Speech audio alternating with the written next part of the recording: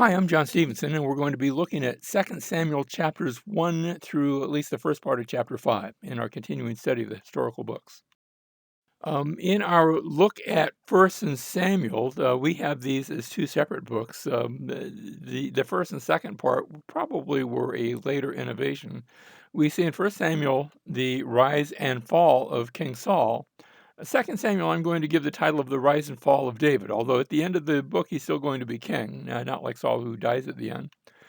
We saw in 1st Samuel the story of Samuel himself and the travels of the Ark of the Covenant.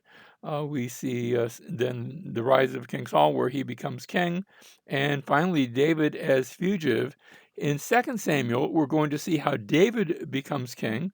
We'll see his family troubles, which are, that's the fall part that we're going to see. And then the last few chapters are going to be just other stories of David arranged in a more topical order rather than necessarily chronological.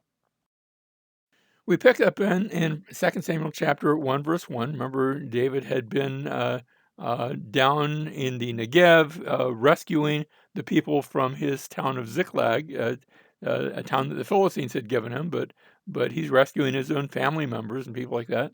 Now, it came about after the death of Saul, when David had returned from the slaughter of the Amalekites, that David remained 2 days in Ziklag. On the third day, and remember the reference to where our friend Warren Gage had said, whenever you see the third day, look look to see if there's any kind of reference, either by way of comparison or even by way of contrast to Jesus. On the third day, behold, a man came out of the camp from Saul. Now, this is after Saul has died, although David hasn't received that word. They didn't have internet and newspapers, and so you get your news by people who were there coming and telling you about it. And that's what's happening here. So it's almost like out of the death. Uh, on the third day after the death of Saul, behold, a man came out of the camp from Saul with his clothes torn and dust on his head. And it came about when he came to David that he fell to the ground and prostrated himself. Whoever this man is, he's going to be, notice how he's bowing down to David, and he's seeking to get into David's good graces. So we start off on the third day. And then David said to him, "From where do you come?" And he said, "I have escaped from the camp of Israel." David said to him, and remember, we already saw the story back at the end of 1 Samuel, but now David is hearing about it. David said to him, "How did things go? Please tell me." And he said, "The people have fled from the battle, and also many of the people have fallen and are dead, and Saul and Jonathan, his son, are dead also." So David said to the young man who told him, "How do you know that Saul and his son Jonathan are dead? Did you actually check it out? Or is this hearsay?" The young man who told him said, "By chance I happened to be on Mount Gilboa." By the way, you're seeing Mount Gilboa in the distance there. "And behold, Saul was leaning on his spear, and behold, the chariots and the horsemen pursued him closely. When he looked behind him, he saw me and called to me, and I said, 'Here I am.' He said to me, 'Who are you?' And I answered, 'I am an Amalekite.'" Now remember what's happened with David and the Amalekites just recently. "Then he said to me, 'Please stand beside me and kill me, for agony has seized me, because my life still lingers in me.'" So he's been injured, but not dead. And he had asked, remember, the previous book had talked about how he asked his armor bearer, "Kill me," and his armor bearer wouldn't do it. And now he asked this Amalekite, "Kill me." So I stood beside him and killed him, because I knew that he could not live after he had fallen. And I took the crown which was on his head and the bracelet which was on his arm, and I brought them here to my Lord. Now, that's not the story that we read about at the end of 1 Samuel. We read about Saul falling on his own sword. And there's one of two possibilities. First of all, it's possible that we're hearing the rest of the actual story, yes, that Saul did fall on a sword, but did not do a good job, and was injured and hurting, but still was going to get captured by the Philistines, and so that it could be this Amalekite telling the truth.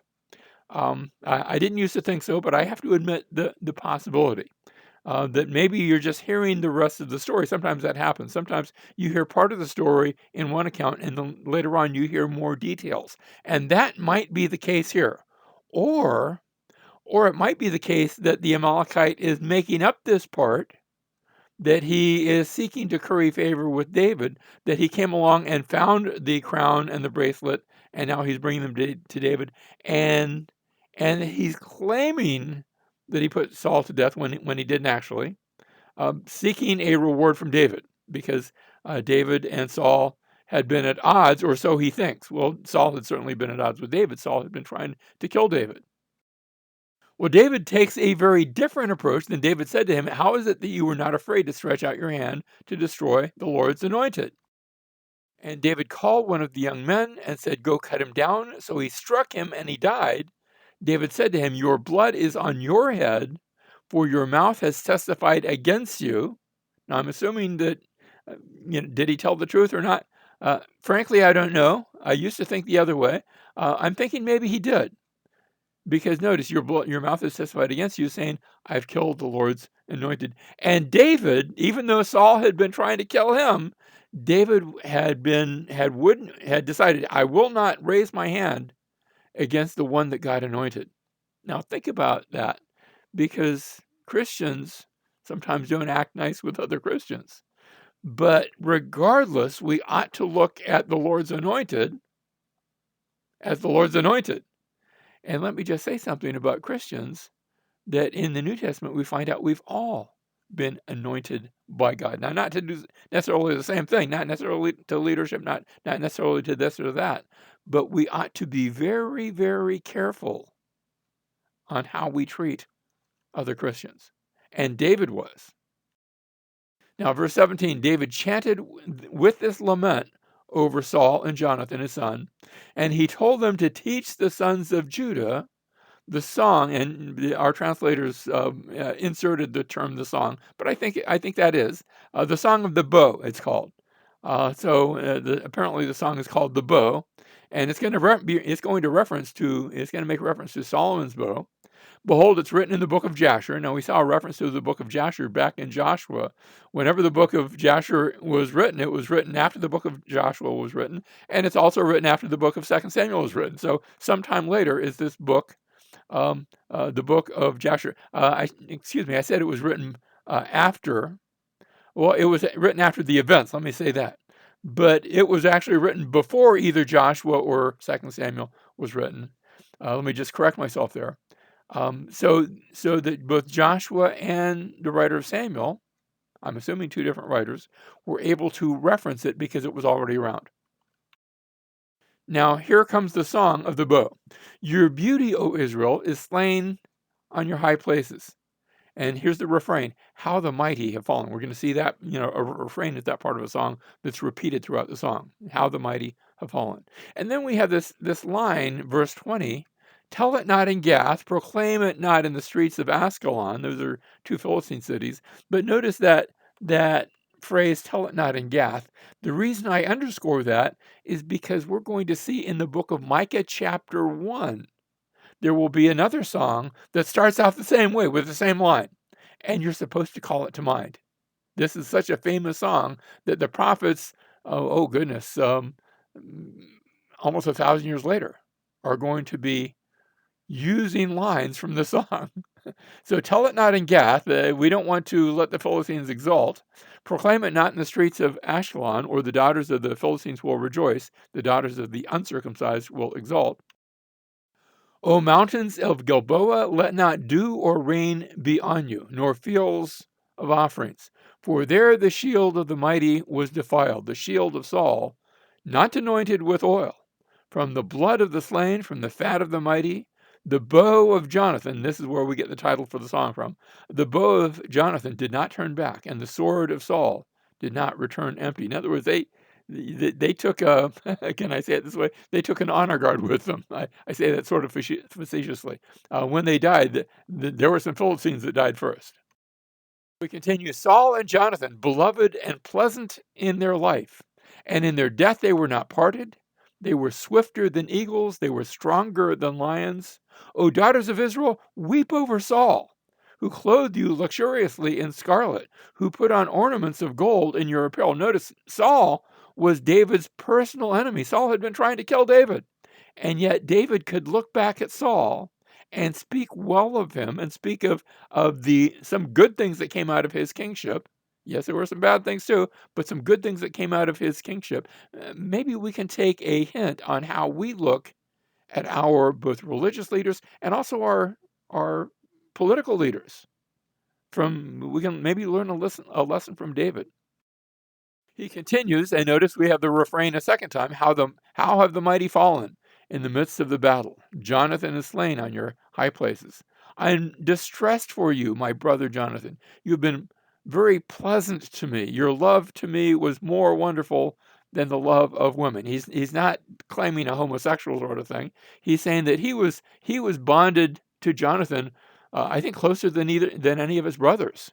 Jonathan was closer than a brother to him, just incredibly, incredibly close, their bond of these two men. And then the refrain one more time in verse 27, how the mighty have fallen and the weapons of war perished. So we have in 1 Samuel, we already said this was the rise and fall of Saul. 2 Samuel now is going to be the rise and fall of David. We start 1 Samuel with the birth of Samuel. We start 2 Samuel with the death of Saul. So a birth and a death. In 1 Samuel, that gives way to Hannah's song of thanksgiving. Now we've just looked at David's song of the bow, David's song of lament over that death. In the case of the song of Hannah's song, there's a line there, the bows of the mighty are shattered. That's part of her song. Here, how the mighty have fallen, that's the refrain, but it makes reference to the bow of Jonathan, who has also fallen.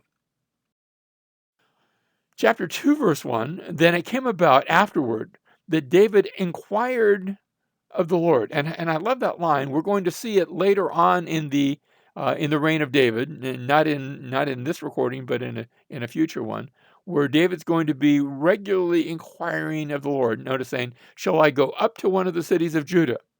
And the Lord said to him, go up. So David said, where shall I go? And where am I going to go up? He wants to get his orders, his marching instructions from God. And God says to Hebron. Hebron is in the south. That's right in the middle of the territory of Judah. And David brought up his men who were with him, each with his household, and they lived in the cities of Hebron.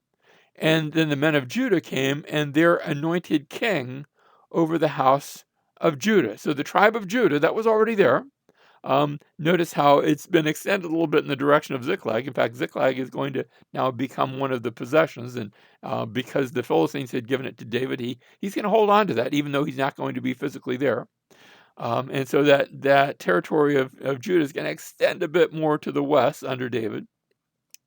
And so notice they've anointed him king, but it's king over only one tribe. So we could describe that kingship, and the Hebrew word there is king, Melech, but when we use that term, it's not necessarily over a nation. In this case, it's only over a single tribe. So king / tribal leader is really what David is at this point. But Abner, the son of Ner, commander of Saul's army, had taken Ishbosheth, the son of Saul, there was one surviving son, and brought him over to Mahanaim. Notice Mahanaim is over on the east side of the Jordan River. It's on what we call the Jabbok River. The word Jabbok means to wrestle, so it's the place where Jacob had wrestled with the angel. And he made him king. That is, Abner made Ishbosheth king. I probably ought to talk about that name, Ishbosheth. Ish is the term for man in Hebrew, male versus female. A female would be Isha, so Ish. And then Bosheth is actually, there's no nice way to say that, something shameful, man of shame. And that's what our path, now we're going to find out he has another name. And so I don't know if he was going by Ishbosheth, or merely that that the writer of 2 Samuel is calling him that in retrospect, just because that's the name he had become sort of infamous by. But Ishbosheth, notice Abner makes Ishbosheth king over Gilead, over the Asherites. Asher is one of the tribes way up in the north. Over Jezreel, the valley of Jezreel was that big wide open valley, over Ephraim, over Benjamin, and instead of mentioning everything else, even over all Israel. So everything that's not Judah is now going to be Israel there in the north. The Philistines still have their territory. And Ishbosheth is ruling, but Abner is the one who placed him on the throne. So you get the idea that yes, Ishbosheth is the king, but Abner is his very strong, maybe even controlling right arm. So Abner is pulling the strings. Ishbosheth is the one on the throne.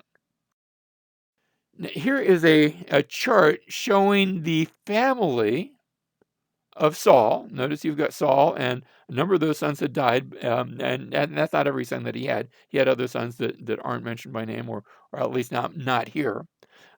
Notice Ishbosheth, also known as Ishbaal. Ishbaal, man who is Lord. I know that Baal, you're used to seeing that as like a pagan god, but the word is simply Lord. Can also be used. It can also be translated husband, which is just the Hebrew way of saying Lord. Remember years ago, I was driving with my wife, and we were driving, just in casual conversation, and we got to talking about nicknames. And she said, one of the favorite nicknames that I call her Princess sometimes, and I'll call her Sport if I'm sort of in a playful mood. Hey, Sport, um, or my love, or things like that. And so she asked me, "What's my favorite nickname that she uses?" And without even thinking, I said, "Lord," and we both laughed for a long time. But there are times back when we were younger, I was with the fire department. She called me sometimes Captain, my captain. That didn't work so much when I became a battalion chief. That was just too bulky. But Lord, sometimes she would do that. And so that was actually his name. Ishbosheth, also Ishbaal. And notice Abner was part of that extended family, sort of a distant cousin, but older and wiser and a lot stronger. So, chapter 2, verse 10, Ishbosheth, Saul's son, was 40 years old when he became king over Israel. That tells me that Saul must have been quite a bit older than that. And he was king for 2 years. The house of Judah, however, followed David. The time that David was king in Hebron over the house of Judah was 7 years and 6 months. So we've got Israel versus Judah. They are two different, can I call them countries? I mean, Judah's just a tribe, but they're acting like two different countries with two different kings. Now, chapter 2, verse 12. Now, Abner, the son of Ner, went out from Mahanaim to Gibeon. Remember Gibeon? That's the city of the Canaanites that had gone over to Joshua, had done it really a little deceptively. You were from very far away. It turned out to be just over the next hill. But Gibeon was still there, still with the Gibeonites, still with people that were of Canaanite blood ancestry. So he goes to Gibeon with the servants of Ishbosheth. Ishbosheth isn't along for this party, the son of Saul. And Joab, the son of Zeruiah, and the servants of David went out. So you've got the servants of Ishbosheth and the servants of David. Neither one of the kings is on this trip. They went out and met them by the pool of Gibeon. They're sort of in, I suspect this was a little bit neutral territory, because remember, this is a Canaanite city. And the pool of Gibeon, I imagine, we have actually found this big giant, if you want to call it a well. You notice there's steps down to it, and that's the water source at Gibeon.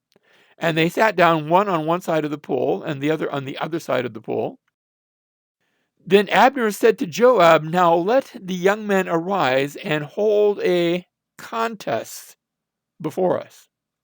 And that term contest, um, that's an okay translation, although I don't think this was just the Olympics. I think the idea here was something that was a bit more. They were going to be contesting in a very serious manner. And so this is sort of um, think of it as the Olympics, but where both parties are armed and dangerous. And Joab said, "Let them arise." So there's an agreement that this fight's going to take place. So they arose and went over by count 12 for Benjamin and Ishbosheth, the son of Saul, and 12 of the servants of David, and they enter into a conflict. Each one of them seized his opponent by the head and thrust his sword in his opponent's side. This is a very bloody conflict. So they fell down together. Therefore, that place was called Helkath Hazurim. Helkath is the word for it. It's just the term division. And Hazurim is or Hatsurim, the cliffs, which is, remember describing this sort of water place, which is in Gibeon. And that day the battle was very severe, and Abner and the men of Israel were beaten before the servants of David.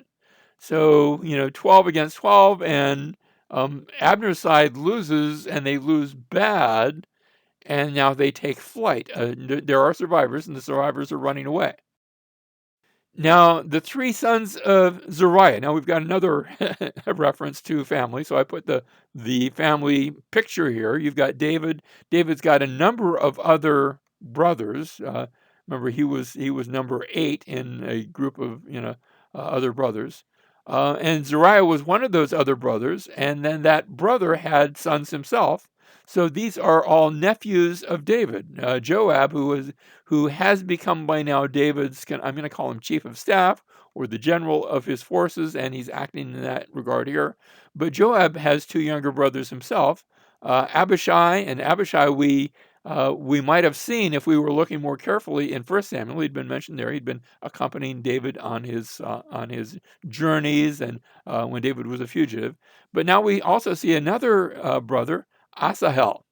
And so Asahel, maybe because he's the youngest, was as swift-footed as one of the gazelles which is in the field, out in the wild. Remember, the field is another way of saying the wild. So this fellow, he could run. And Asahel pursued Abner and did not turn to the right or to the left from following Abner. Abner is the king's right-hand man from Israel. And then Abner looked behind him and said, "Is that you, Asahel?" And he said, "It is I." So Abner said to him, "Turn to your right or to the left. There's other folks that are running away too. Take hold of one of the young men for yourself. Take for yourself his spoil." But Asahel was not willing to turn aside from following him. He wants the honor of capturing the big general. And when I say big general, Abner, I think, was a big guy. Abner was certainly, something of a professional soldier. Verse 22, Abner repeated again to Asahel, "Turn aside from following me. Why should I strike you to the ground? How then could I lift up my face to your brother Joab?" This is not going to end well. However, he refused to turn aside. Therefore, Abner struck him in the belly with the butt end of his spear. It must have been sharp even there, so that the spear came out at his back. This is graphic. And he fell there and died on the spot. And it came about that all who came to the place where Asahel had fallen and died stood still. What this is going to do, this is going to create a blood feud between the general of Israel, Abner, and the general of Judah, Joab. And we see this in verse 24, "But Joab and Abishai pursued Abner, and when the sun was going down, they came to the hill of Ammah, which is in front of Giah by the way of the wilderness of Gibeon." So they're a ways from Gibeon now.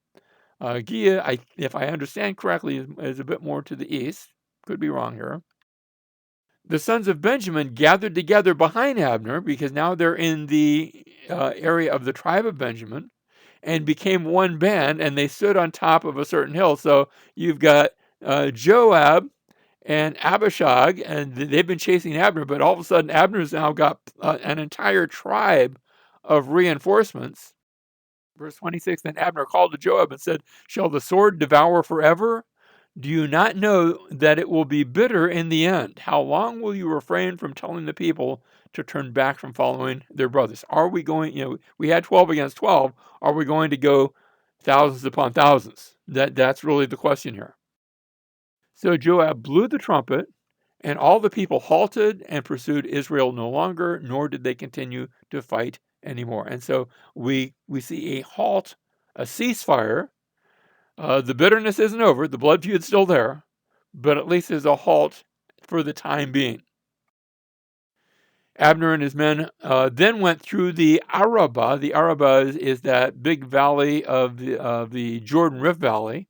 So they crossed the Jordan, walked all morning, and came to Mahanaim.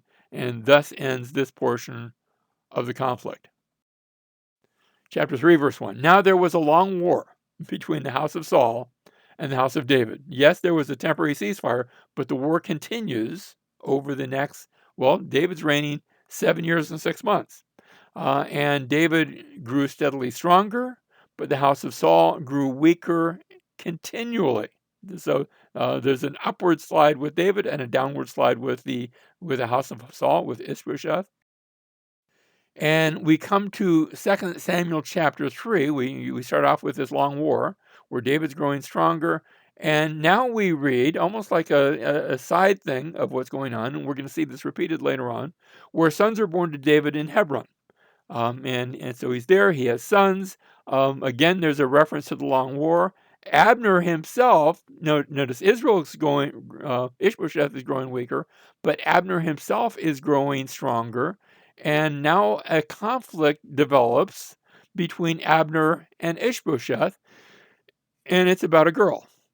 It's about one of the wives of Saul that Abner now wants to take as his wife, which is a way of expressing his power and maybe his right to the kingship. And Ishbosheth takes offense, but he is both politically and militarily and in every other way weak. And he's dependent on Abner. It was Abner that put him on the throne. And so this conflict is going to be very short-lived. And now Abner, because he has been insulted, or so he feels, by Ishbosheth, he now opens negotiations with David saying, look, I'll tell you what, you treat me well and I will deliver the kingship. I'll give you all the tribes of Israel. And that's no idle offer. Abner really has the ability to do that. Now, Joab's going to enter the picture because remember how we said there's a blood feud going on. And so in 2 Samuel, the section we've already seen, we had the Amalekite. Remember, he showed up and he tried to curry favor with David by bringing news of Saul's death. And instead of giving him favor, David, because he claimed to have killed Saul, and I think maybe did, David had him put to death. And then David lamented over the deaths of Saul and Jonathan. Now we have Abner seeking to curry favor with David by delivering the kingdom to David. And Abner is murdered by Joab, who goes out to meet him and all of a sudden attacks and murders him to put an end to this blood feud. And David's response again is to lament, this time over Abner. Now he doesn't kill Joab. Because Joab's that's his close relationship, that's his nephew. But let me just say, in the future, he's going to warn Solomon against Joab. So there's going to be some issues there. But David laments now over Abner. And next in the rest of chapter 4, we read chapter 4, verse 1. Now when Ishbosheth, Saul's son, heard that Abner had died in Hebron, he lost courage, and all Israel was disturbed. They just lost their big general. And I don't know if he realized that Abner was about to turn him over to David, but now there's no hope for Israel. And so what we have is two other folks from Israel, Rechab and Baanah. They seek to curry favor with David, and what they do is they murder Ishbosheth. And they come with his head to David, and David has them executed. No, I wasn't looking for the death of Ishbosheth. That was the son of God's anointed. If God wants to do that, that's fine. But you weren't allowed to lift up your hand against the Lord's anointed. David is consistent, and David is doing the honorable thing. And so the head of Ishbosheth is now given an honorable burial with, I suppose, the rest of him. And David now will become king, not by his own doing, but by the doing of others, and really by the doing of the Lord. So chapter 5, verse 3, we're only going to look at a couple verses here and then come back next time. So all the elders of Israel came to the king at Hebron, and King David made a covenant with them before the Lord at Hebron, and they anointed David king over Israel. And so here David now is king over all of Israel. David was 30 years old when he became king. And he reigned for 40 years. At Hebron, he reigned over Judah 7 years and 6 months. And in Jerusalem, now we haven't talked about Jerusalem yet, for a while at least. That was when we left that was a Canaanite city. And in Jerusalem, he reigned 33 years over all Israel and Judah. And how Jerusalem becomes his capital, we're going to look at next time.